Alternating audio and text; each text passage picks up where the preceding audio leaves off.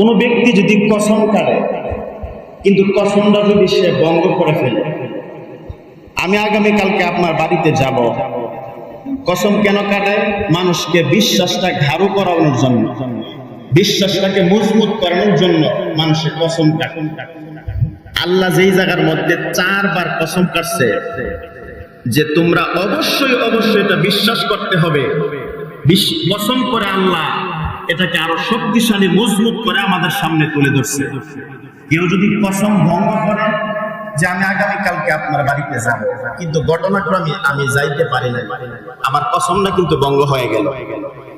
এই কসমটা যদি ভঙ্গ হয় তাহলে সূরা মাঈদার মধ্যে আসছে, হাফিজি কোরআন শরীফের 7 নম্বর পারায় আসছে, ফাকাফারাতুহু ইতআমু 10 মাসাকিন।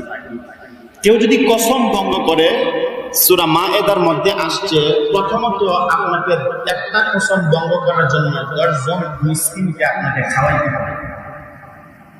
যদি আপনি আর্থিক সমস্যা থাকে যে আমি 10 জন মিসকিনকে খাওয়ানোর মতন এরকম টাকা পয়সা আমার কাছে নাই, তাহলে আপনাকে 10 জন মিসকিনকে কাপড় কিনে দিতে হবে। বলে কাপড় কেনার সামর্থ্য আমার কাছে নাই, তাহলে আপনাকে একটা গোলাম আজাদ করতে হবে।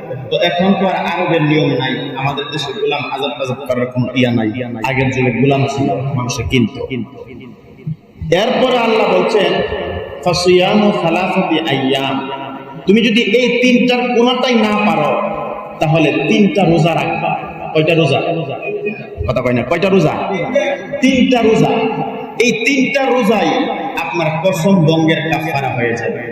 আল্লাহ বলছে তোমরা যদি কসম ভঙ্গ করো তাহলে এই যে অপশনগুলো আল্লাহ দিছে এর মধ্যে হইতে যে কোন একটা অপশন আপনি আদায় করলে আপনার কসমের কাফারাটা হয়ে যাবে। তবে পরবর্তীতে কসম কাটলে সতর্ক ও সাবধানতা অবলম্বন করে কসম কাটতে হবে, যাতে করে কসমটা আদায় করা যায়। আর যদি যে আমি কসমটা রাখতে পারবো না, তাহলে এই কসম করতে পারবে না। আল্লাহর কাছে তওবা করতে হবে। আল্লাহ যেন আমাদের সকলকে তওবার উপরে মজবুত হয়ে চলার তৌফিক দান করে। আমরা সকলে করি আমিন।